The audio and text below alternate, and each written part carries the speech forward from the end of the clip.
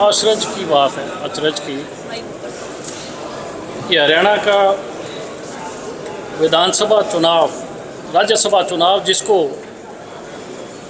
हरियाणा के हर जागरूक मतदाता गाँव में, चौपाल पे, शहर में टकटकी लगाए देख रहा था इस दफ़ा कि कहीं उसकी भावनाओं के साथ खिलवाड़ ना हो जाए। हरियाणा का व्यक्ति भावुक व्यक्ति है, भावनात्मक तौर पे वो जुड़ाव रखता है, लगाव रखता है। और जो ये सूबा, जिसको हरियाणा और पंजाब का सूबा, इसकी धरती भाईचारे की, प्रेम प्यार की और अन्याय के खिलाफ लड़ने वाले लोगों की धरती है। पिछली रात को जो घटनाक्रम हुआ, हरियाणा के लोग सोए नहीं, सारी रात इस नतीजे का इंतज़ार कर रहे थे और पल पल की खबर से रूबरू थे। आमजन की इच्छा थी कि इंडियन नेशनल लोकदल इस चुनाव से दूरी बनाए, क्योंकि पहले 2 राज्यसभा के चुनाव हुए और दोनों में खूब जम के हॉर्स ट्रेडिंग हुई, खरीद फरोख्त हुई है। और कांग्रेस और बीजेपी, ये दोनों खरीद फरोख्त की राजनीति करती है, लोगों की भावनाओं के साथ खेलने का काम करती है। और ये तीसरा दौर है जिसमें बिल्कुल उजागर एक्सपोज हो गई है कांग्रेस भी और बीजेपी। इससे पहले शाही कांड हुआ, उसके बाद फिर कार्तिकेय शर्मा का जो चुनाव आया उसमें खरीद फरोख्त हुई। और इस दफ़ा हरियाणा के लोग जानना चाह रहे थे कि कौन सी ऐसी काली भेड़ें जो जन भावना के खिलाफ बीजेपी का साथ देने वाली। मैं पहले फर्स्ट टाइमर एमएलए हूँ, मेरे में ये जिज्ञासा थी, उत्सुकता थी कि किस तरीके से क्या प्रक्रिया होती है, कैसे चुनाव होता है।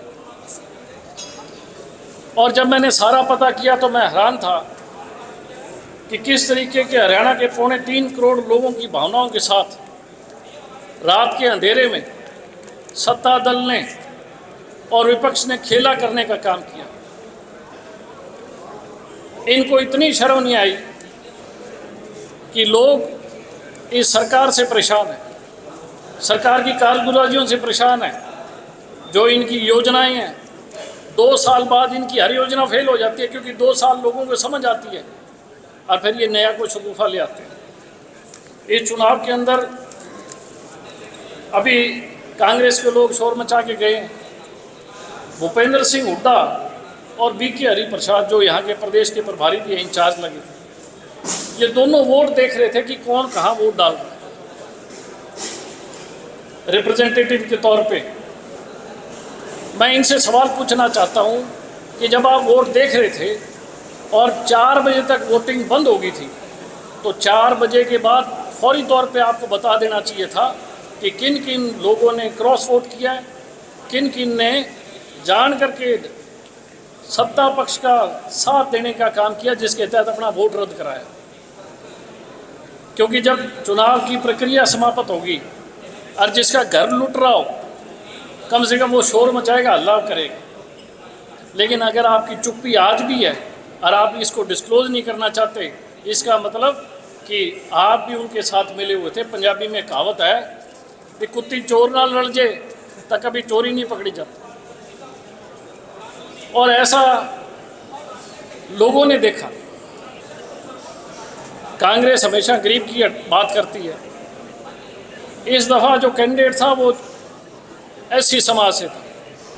इन्होंने हुड्डा ने को कसर नहीं छोड़ी उसको हराने की। ये तो उसकी किस्मत अच्छी थी, क्योंकि भाजपा खरीद फरोख्त की राजनीति में भरोसा करती है। इनके पास पैसे हैं। मुझे कई लोग मिले उन्होंने कहा कि जी कोई 20 करोड़ रुपए की बात चल रही है, कहीं 10 करोड़ की चल रही है। जब भी चुनाव आया ये पैसे की बातें करते हैं। और ये जो खरीद फरोख्त हुई है, निश्चित तौर पे ये सारे नाम हरियाणा की जनता के सामने आने चाहिए। और सबसे बड़ी बात है कि अभी हाउस के अंदर बीजेपी के लोग नाच रहे थे, कूद रहे थे।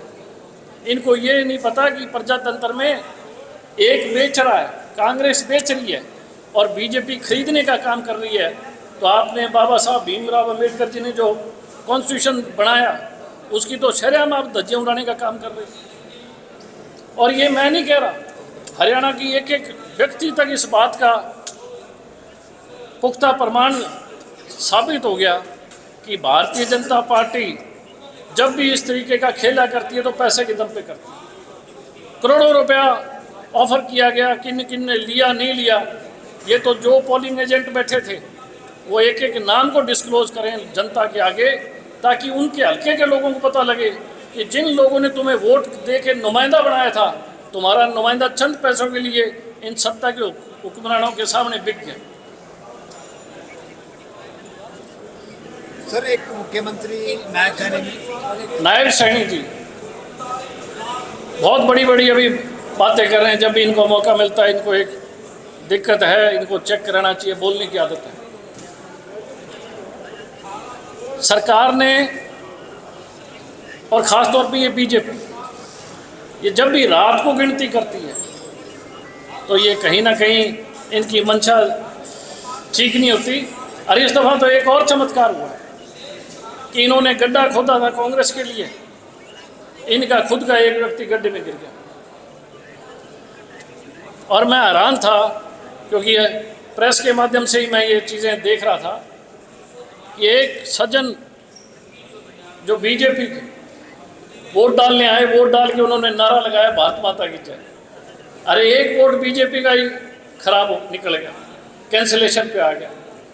आप देख सकते हो कि अंदरूनी क्या चीज़ चल रही है। और मैं तो एक चीज़ कहूँगा कि इंडियन नेशनल लोकदल ने जो फैसला लिया था वो फैसला जनहित में था, क्योंकि हमें बार बार हमारे पे आरोप लगाए जा रहे थे और ये नैरेटिव सेट किया जा रहा था भूपेंद्र सिंह हुड्डा की टीम और बीजेपी की Indian national Lokdal B team है। हमेशा सत्ता बीजेपी है, इसके सहयोग में रही है। आज जब ये नतीजे आए और इंडियन नेशनल लोकदल ने जब ये फैसला किया कि हम जन भावनाओं को समझते हुए, क्योंकि हमने जनता से पूछा था कि आप बताओ क्या करें, हमारे हर विधानसभा में इंचार्ज लगाए थे जिन्होंने गांव-गांव जाके लोगों की भावनाओं की जो आवाज़ थी उसको हमारे राष्ट्रीय अध्यक्ष चौधरी अभय सिंह चौटाला तक पहुंचाने का काम किया। और उसी जन भावनाओं को प्रफुल्लित करते हुए ये फैसला लिया गया कि इंडियन नेशनल लोकदल ना तो खरीद फरोख्त की राजनीति में भरोसा करती है और ना हम इस दफ़ा, क्योंकि बीजेपी हमेशा धनबल के जोर पे चुनाव लड़ रही है और इसमें हम एक्सेप्ट होंगे। जो गड्ढा बीजेपी ने कांग्रेस को घेरने के लिए खोदा गया था, तो बीजेपी के भी जो एजेंट रहे उनको बताना चाहिए कि तुम्हारा जो एक वोट कैंसिल हुआ है वो कौन सा है। क्योंकि जब सारे वोट इन्होंने देख रखे थे तो नाम डिस्क्लोज करना भी प्रजातंत्र में लोग आपसे भी पूछेंगे। 37 विधायक कांग्रेस के, और 37 में से अगर 8 वोट निकल जाते हैं, 5 क्रॉस हो जाते हैं, 3 रद्द हो जाते हैं, तो आप मान के चलो कि कांग्रेस के भूपेंद्र सिंह हुड्डा किस तरीके से, इस योजनाबद्ध तरीके से इस सरकार की सपोर्ट कर रहे हैं। जब तक वोट नहीं पड़े थे तब तक कांग्रेस चिल्ला रही थी कि इंडियन नेशनल लोकदल बीटी। और हैरानी की बात देखो, जब रात को गिनती होगी और इस बीजेपी के हाथ पल्ले कुछ नहीं पड़ा तो मुख्यमंत्री कहने लग गया कि ये बी टीम है। अरे ए और बी तो आप लोग ही हो। आपने हमेशा एक पार्टी तो वोट बेचती है और शोर मचाती है चोर चोर, और जो लेने वाले हैं ये सामने खड़े हैं। आप हरियाणा की जनता से मैं अपील भी करना चाहूँगा कि ऐसे लोगों से आपको पेंडा छुटाना चाहिए, नहीं तो ये हरियाणा को लूट के खा जाएंगे। 3 प्लान अगर बीजेपी की सरकार बनी है, किन के रहम और करम पे बनी है आज आपके सामने, और एक एक चीज़ आप लोग देख रहे हो।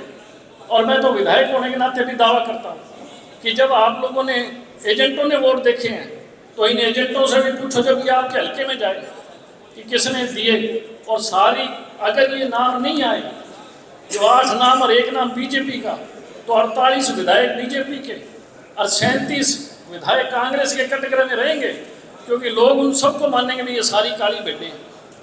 तो ये बेहतर है कि इनको अपना नाम डिस्क्लोज करना चाहिए, क्योंकि जब आप आज हल्ला मचा रहे हो, प्रेस के सामने कह रहे हो कि हमारे साथ ठगी हुई है, तो जिन जिन लोगों ने ठगी की है उन लोगों के नाम उजागर करो, ताकि आप लोग अपने आप को पाक साफ साबित कर सको। अगर आप नाम उजागर नहीं कर रहे, इसका मतलब आपके मन में भी कहीं ना कहीं बेईमानी है, या तो पैसे का लालच है कि आप लोगों को अनथक पैसा आपको दिया गया ताकि आप लोगों के मन में लालच पैदा हुआ और आपने लोगों के वोट को बेचने का काम किया है। अपना वोट नहीं बेचा आपने, आपको एमएलए बनाए जिन लोगों ने, उन लोगों के वोट आपने इस बीजेपी के पैरों में डालने का काम किया।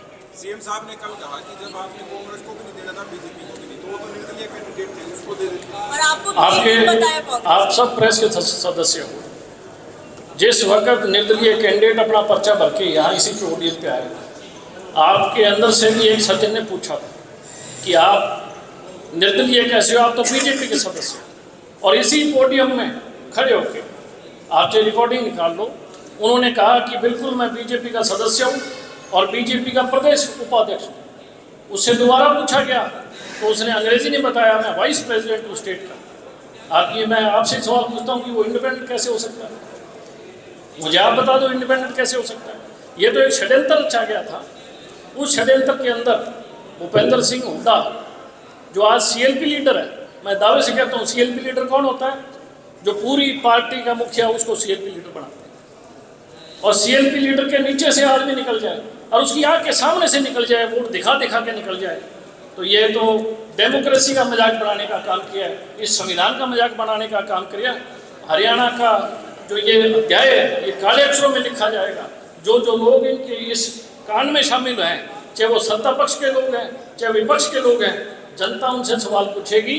वो तो अब हिम्मत भी नहीं कर पाएंगे गांव में जाने की, क्योंकि जब तक नाम जनता के सामने नहीं आएगा तब तक कांग्रेस के 37 और बीजेपी के 48 सारी के सारे लोग ये मानेंगे ये सारी काली भेड़े हैं जो मुंह पे कुछ रखती हैं बगल में कुछ रखती हैं। आज आपके बीच में वोट मांगने आए हैं, कल को यही आपका वोट बेचने का काम करेंगे।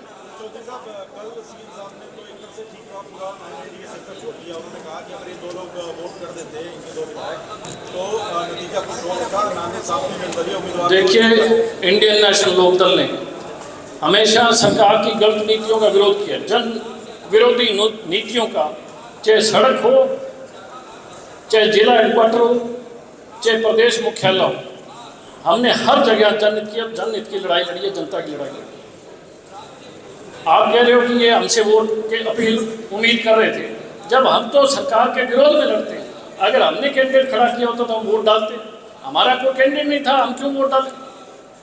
अगर हमारा कैंडिडेट होता तो हम जनता से राय करते, और जनता की राय के मुताबिक हमेशा से ही चौधरी देवीलाल जी ने और चौधरी ओम प्रकाश चौटालाल जी ने जनता की आवाज़ पर लोगों को राजनीति में लेके आए। ऐसे ऐसे लोगों को लेके आए जो गरीब लोग थे, जिनके अंदर जज्बा था समाज के लिए काम करने का, अनेकों नेता बनाने का काम किया है। तो ये किस मुँह से हमसे वोट मांग रहे थे? हमें तो पता था कि ये सत्ता पक्ष और विपक्ष हरियाणा की जनता को मूर्ख बनाने का काम कर रहे हैं, ये आपस में मिले हुए हैं। और कल रात को जो खेला हुआ है उस खेले में ये उजागर हो गया। हाँ, अगर हमसे ये जातिगत तरीके से बता देता, हम चाहते थे कि इस गरीब आदमी जो कांग्रेस ने ये प्लान किया था इसको हराने के लिए, तो किस्मत अच्छी थी इसकी। कांग्रेस के जो मुखिया हैं वो तो चाहते ही नहीं कि उसके और उसके बेटे से बात जीत जाए, उसके बेटे से बात ताकत चली जाए। ये तो उसकी किस्मत अच्छी थी कि जो गड्ढा बीजेपी ने खोदा था उस गड्ढे में बीजेपी के लिए